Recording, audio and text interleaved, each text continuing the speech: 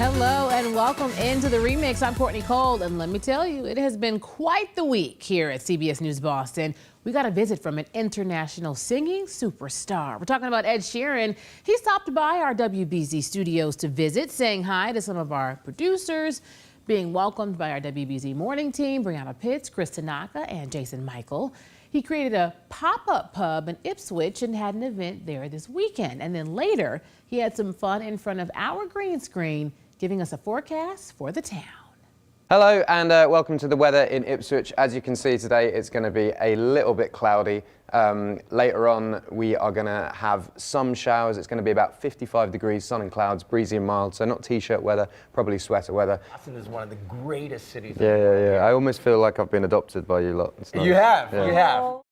Yes, we certainly will adopt you. We like weather with a side of a British accent. Come on back when you're here. It was an amazing visit, though, and we hope that Ed stops by again soon. Maybe next time he can try the anchor desk.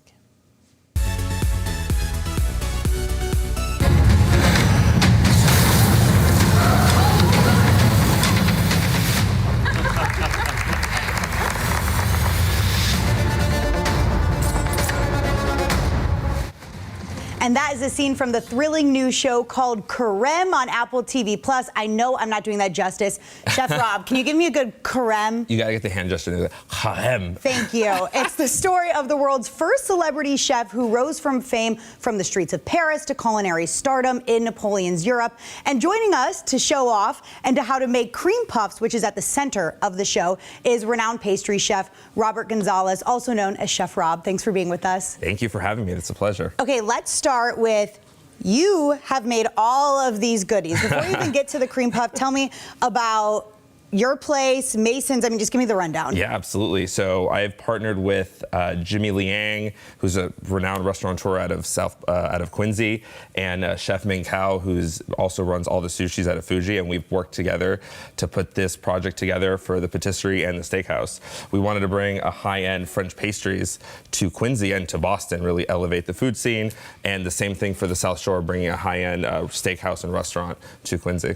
And the patisserie is called Nouveau. Nouveau. And I have to ask, what is this mango looking? I'm fascinated by it. So every dessert, we have a lot of molded shaped desserts. Everything is mousse-based and chocolate-based. Nouveau means literally layers in French. Oh, cool. So all our pastries have levels and layers on the inside, just like a croissant does. This is a golden mango. We got mango mousse. There's a passion fruit gelée on the inside and a coconut cake. Okay, we're here though to talk about cream puffs. That's the center of the new show that's coming up on Apple TV+. So what's the base? How do we start by making a cream puff? A cream puff is a pâte à choux, which is the dough. It translates to cooked dough, literally. Okay. And pâte à choux. Got it. It's got milk, water, butter, sugar, and you whip it up in the mixer, and you get a dough. You get like a cooked dough, and you pipe it and you bake it. And that egg that you add in there makes it fluffy. So that's how you hollow out for like eclairs. So this dough is, you got cream puffs, eclairs, Paris Brus, you name it. Okay, awesome. What's like the first step? First step here, once you make your cream puff, we're gonna cut out the inside, create a little center over here because we want to fill them. You can do whatever filling. This is gonna be a classic one. We have are these all from Nouveau? Yes, these are all from Nouveau. All mixes, all toppings. I even brought some hazelnut praline, so if you want a hazelnut with vanilla. Excited. Which one's going to taste the most like chocolate? The hazelnut, probably, right? Oh, we can give you hazelnut mousse. Let's go. Let's go. I'm a chocolate girl. Chocolate girly. So I'm going to add some praline. It's almost like a Nutella, so it's a hazelnut praline right on the inside. And then we'll take, this is going to be the hazelnut, this hazelnut mousse, and we're going to just put it right, fill this baby right up. Oh, awesome. Okay, so when you see a show like this coming out, does it make you excited as a chef? I love it. I love how chefs have taken such a new role in like cinema and media and in the stage. We're not just in the kitchen, we connect with the people and with the food, and I absolutely love it. Well, that's what food's all about, right? Is community, bringing people together. So this cream puff looks perfect. This is gorgeous. Is there any next steps? You can do two ways. There's different ways. You can just do a powdered sugar over the top. You're chocolate girly over here. So we're gonna dip this in our chocolate mirror glaze. Okay. And just clean this off and let it Oh, she's And, beautiful. Yes, she is. She's beautiful. Okay, let's try and make another one. What's one of your favorite flavors that you guys do have one? over at Nouveau? Yes. Let's do one. My favorite. Normally we just do, this is the classic, the pastry cream. This one? This No, one this over one? here. Okay. And we can top it off. That's a huckleberry chantilly. Okay. So put So it right on this side. I don't want to overfill it. No, it's okay. Give it, no such thing. There Oh, that's you go. really? Yeah. Oh, that's tough. You have to really squeeze that. And there you go. Beautiful. You can take, this is going to be huckleberry on the top of here, the huckleberry chantilly cream, and we can just pipe it on top. You can finish it off with a little dusting. It's just, you can have as much fun as you want with these guys. How did you make that look so pretty, so easily? It's gorgeous. Oh, that is absolutely stunning. So what are some of your favorite parts about being a pastry chef? I mean, you guys are fairly new. Yes. This has been a real passion project, it seems, especially to bring this type of thing to Quincy. Yes. Like, why, you know? There is such an appreciation now for food and like coming from a good place when it comes to like natural flavors. And I wanted to bring like classic French cuisine and French pastries to Boston. Like at the shop, all our croissants, everything is, we bring in flour from Paris and butter from France. Oh, wow. So it is European through and through when it comes to, we want someone who's been to Paris, have our croissants and be like, bam, they're the same. That's fantastic. Yeah. Okay, let's do one more. Give me the knife if you don't mind. How should I fill this one? Oh boy. Give me your expertise. Let's do. I have a rhubarb jam in here. Okay. A rhubarb and huckleberry jam. So this one's going to be less cream and more fruit based. Beautiful. Look at that. Okay, it's kind of it's giving donut. It's giving donut. She is. She Can is. I dip it in the chocolate? Absolutely. Go for it. Gorgeous. Yeah. Now, what has your response been? Because you guys are fairly new. Yes. You've been open for a few months. Yep. It's been tremendous. We've recently started doing brunch as well at the patisserie, and it has been huge. Like all our sandwiches and that we make there, everything's on our house-made croissants, and it has been tremendous. Our weekends are filled during the week. We have folks coming in for drinks and croissants. It's been phenomenal. And you talked a little bit off camera about bringing this to maybe some of the suburbs, the areas outside of the city. I mean, that's really neat. You're expanding this maybe so people don't have to drive into the city. Exactly, exactly. We all know how traffic can be around here. Okay, should we cheers? Let's go. All right, Chef Rob. We're going. Cheers. Cheers. Let's go. Oh, that's some good stuff. If you're a chocolate lover like me, this is some good stuff. Let's go. Let's go. Well, Chef Rob, thank you so much for joining us, giving us some insider scoop so when we watch the show, we know what all goes into it. Yep, absolutely. Thank you so much for having me. Thanks for having us, Here Chef. we go. Well, Penny and Chef Rob have us ready to get some cooking in the kitchen done. But before you move, we've got more coming up on the remix, celebrating children with a new book. The author combining the power of music and reading to create the perfect way to learn.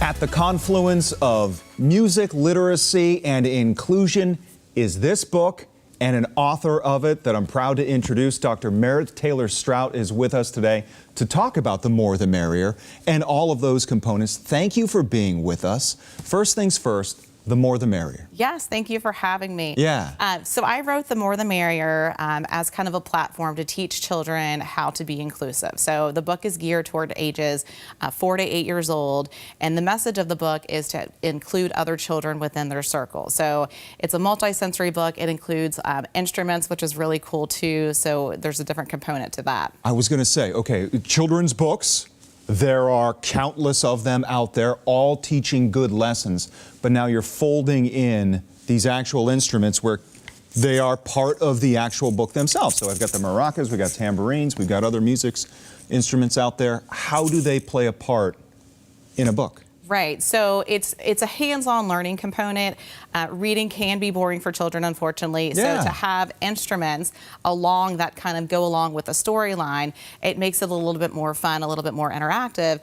And the overall storyline of the book is that one of the characters receives an instrument kit, and she wants to hear all the sounds playing together, but she realizes that there's 5 instruments and she only has 2 hands. So she goes to the park, she includes other people, and then at the end of the story, they're all playing the musical instruments together, and they kind of form this band at the end of the story where they're, using the instruments, playing with them, and having a good time. Oh my all gosh. included together. That's so great. So it weaves right on in where the young learner and reader can play along and follow along the story. Macrocosmically, if you take a step back, what is the intertwining of music and literacy? They're connected, aren't they? They are. It's the rhythmic component of it. I mean, for early literacy, one of the things that you can do with children is have them listen to nursery rhymes. Hickory dickory dock. The mouse went up the clock. Yes. Things like that. Yeah, yeah. Row, row, row your boat. So it's the rhythm, I think, with early literacy that makes that connection with music. And all the instruments are percussion instruments, which allows you to, you can shake them in a rhythmic pattern. Yeah. You can tap them in a rhythmic pattern. They all make different types of sounds. So I think it's the rhythm that's really the effective part of it with early literacy. Yeah, and it can be intimidating for kids to, learn to read. But now when you're all of a sudden you're breaking it down into sounds, melodies, and rhythms, I would imagine it's much more attractive and much more available for kids. It is, Yeah. and it's a great tool to use, at the preschool level when children are really wanting to have those manipulatives and those things that they can touch and feel. Like I said, it is multi-sensory because you can hear the sounds, you can touch the instruments, so that's really great. Great at the elementary level because of the message it has with trying to include others within their circle. So it is a great book for all ages, music educators, elementary, and even toddler or preschool teachers. And forgive me, your doctorate is Yes. in? So my doctorate's in the remediation and prevention of reading and language disabilities. Okay. So mostly I worked with children who had reading differences, and I worked with teachers on teaching them how to make appropriate modifications and accommodations within the classroom. Wow. Related to reading. Yeah, so you're not a writer, I mean. I'm not a writer. This is my first book. Yeah. But like I said, I really wanted to encompass the whole multi-sensory approach to it, just to make it a little bit more engaging and a little bit more fun. And usually when I go out to the classroom and read the book, I keep the instruments with me first.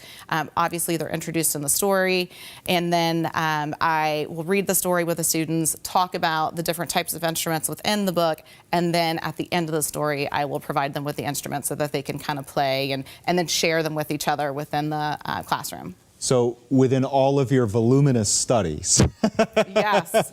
what does the data, what are best practices, what is science, what does it all say about how kids learn best?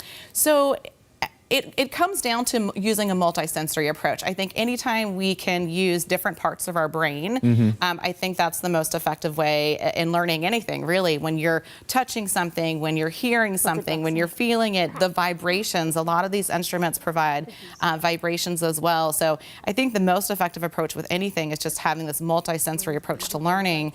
And then when you can encompass any type of literacy component into that, it's just, it's a win-win for everybody. Yeah, not every kid is a great reader off the bat, but every kid can make noises off the bat. Exactly, and so enjoy it. that's part of your kind of this inclusiveness that's broader than just being inclusive interpersonally. Correct. I mean, this is your entryway where you're bringing everyone in all at once and really pumping up kids' confidence. Exactly, yeah, and it's a really fun dynamic to see children within the classroom, you know, talk about when they felt left out, when they felt included, and just kind of start that dialogue within the classroom about what are some ways that you can include other people. And obviously sharing instruments, making a band, having fun is a great way, but really just extending a smile, providing a compliment. There's lots of other ways, and when I talk about that within the classroom when I go out and do read alouds, but it's just sometimes a simple way to bring somebody's mood up or to make them feel better is a little compliment or a little smile across the classroom. So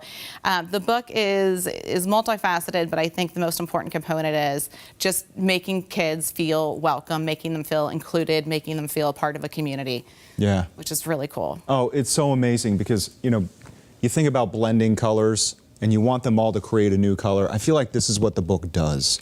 You're teaching so many different lessons simultaneously, but it's its own thing. It is. Yeah. It is. It's a really special project. What was your motivation? Because you were a successful professor at the University of Florida, and now you're branching out, and suddenly you are educator turned children's author. I know. Well, I think the biggest motivating factor for me was as a teacher when I taught, just seeing children, it really pulled on my heartstrings to see children being left out, whether that was in the lunchroom, whether it was in the playground, just excluded from things. So I really wanted to create a book that taught children at an early age how to bring people in. So if you see somebody in the playground by themselves, you know, playing by themselves, go over and introduce yourself and have them come over to be part of your group, to be included.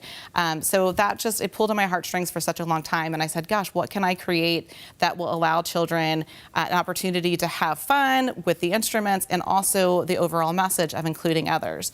Yeah. So it was a really special project for a great cause because I did hate seeing kids being left out. And even as a parent, when your child absolutely. gets left out, it's very hurtful. That's right. So it's something that I wanted to kind of create to encourage children and teach children.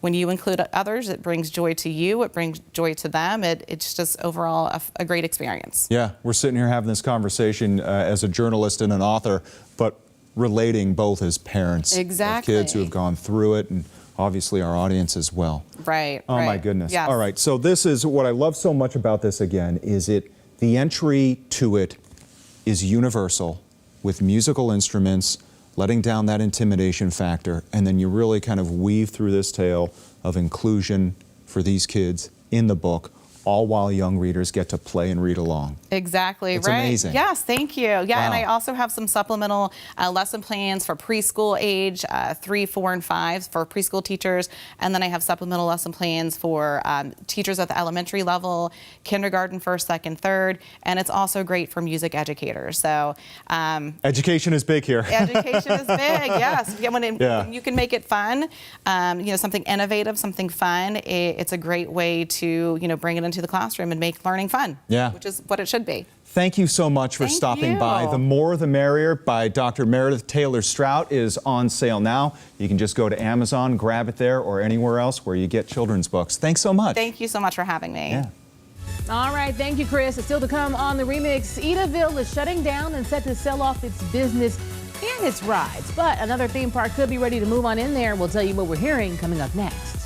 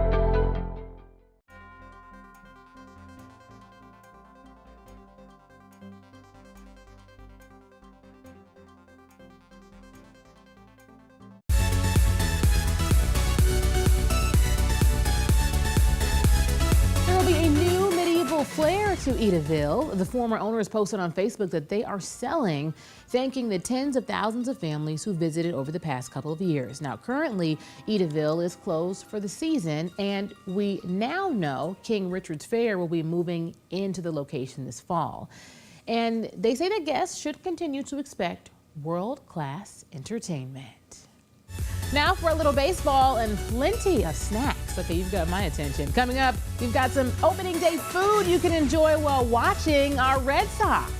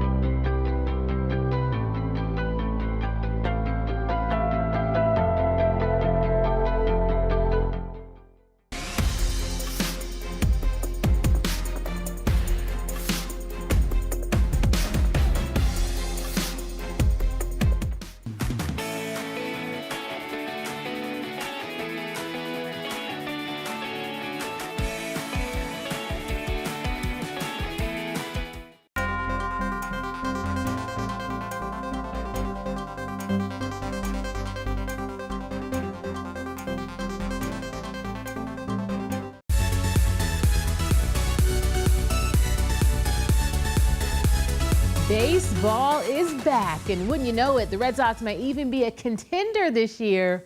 We're going to cross our fingers and toes, okay? We want to be excited about the Red Sox again. Anyway, with success, you certainly want to enjoy a beer and some good food. So here's the remix, Restaurant Wrap. All right, this time of year, you say Kenmore Square, you think Red Sox. Of course, it's natural, but it's also about incredible food. And joining us now, Alan Tidd from Blue Ribbon Brasserie. Thanks for being here. No, thanks for having me. Here we go again. April 4th, home opener. I'm ready. I'm ready. Got the gear. You get through the winter. This is the best time of year you got. Yeah. Opening day on the horizon. We're excited. And of course, you're right in the heart of Kenmore Square. Blue Ribbon. It's got elevated cuisine. It's got gourmet eats, but it's also got game day sensibility and approachability, right? Something for everybody. It's a traditional brasserie, so you have everything from classic French steak frites and bone marrow and steak tartare to an awesome burger. Very approachable food. We've got everything from wings and ribs to steak and lobster. And that's a great point, right? People on game day are coming. They're going to be wearing their jerseys. They're going to have their mitts. It's going to be families. And this is not some place that they should walk by and be afraid to go in. 100%. Like, you come on in. There are big screens. You can watch the game. There are fries. I love the crispy wontons, and I want to get into them. But you can dig in. This is all about welcoming in the atmosphere. Kenmore Square, it's the epicenter of baseball in America. Yep, we'll have the flags flying out front, and definitely ready for opening day. It's a kickoff to the best part of the season, and you also have spring. Weather is going to be changing, so we're ready. We're excited. Yeah. Okay, so let's talk about just a few of these menu items that you brought in. I want to start first with the pairing that you've got with a local brewer, Jack's Abbey. We do a lot of local beer. Jack's Abbey, they're good friends of ours. We've been pouring them since we opened, and so we're doing a game day special. We have our classic burger. We also are going to be doing a sausage, peppers, and onions as a special on game days. Going to pair it up with some Jack's Abbey out of the Steins with a house lager. So we'll be doing a little promotion on game days. You can come in before, after, during the game. We're going to have a lot of fun. That's fantastic. And then I noticed with a couple of these, both the wings and the ribs, You're foregoing the fries, but you've got some wonton strips, right? They're a good little crunch. I love it. I like to dip, so those are good vehicles for that. Okay, so that's where the Frankenstein nature, the scientific nature of experimentation just kind of bursts through. I love it. It's a change up from the original, and yet it maintains like having a side, having a little bit of salt and a crunch. 100%. But just kind of A little elevated, but also makes you thirsty, so works well with beer. There you go. And of course, you can get all range of items. You've got cauliflower, buffalo cauliflower. I'm always amazed, being a carnivore myself, at how much I really enjoy dishes like this that are vegetarian focused. 100%. You put that buffalo sauce on anything, I want to eat it. So that's a very, very popular item. It's a big restaurant, and so we have a big menu to pair with that. But there's definitely dishes that you see on almost every table, and that's one of them. Yeah. Of course, we think afternoon matinee games, we think evening games. We also got a good brunch menu. Yeah, we do brunch Saturdays and Sundays. So we're in the Hotel Commonwealth, so a lot of guests coming down, but a lot of people starting at the Brasserie and then going about their day, either going to Fenway or going about the city. So fantastic. All right, so we're focused on Red Sox season. Jack's Abbey pairings with the burgers and the sausage with peppers and onions. You've got the brunch menu. The hours at the restaurant? Restaurant's open for dinner service. We start at 4 o'clock. We're open for lunch Wednesday, Thursday, Friday, starting at noon. Game days will open earlier if it's a day game, and then on brunch on the weekends at 11. Yeah, and I mean, April is where it's at because we got the 4th, we got the home opener, and then of course, Marathon Monday coming up. Awesome day in the city. Love it, love it. If we can get the weather we had last year, we'll be happy. Oh my gosh, it was gorgeous. Like 70 degrees and brutal as I was running it. You get the, oh my gosh. Every year I say I'm going to do it. Nope. No. But you have the Marathon, you've got the Red Sox home game, and then Bruins play at night. It's the best day in the city. So. It really is. All right, Alan, thanks so much for being here. Alan Tidd of Blue Ribbon Brasserie. A great menu. Baseball season is here. Baseball season is here. Thank you for joining us here on The Remix. We'll be back next week for more lifestyle, community, and entertainment news. Have a wonderful weekend.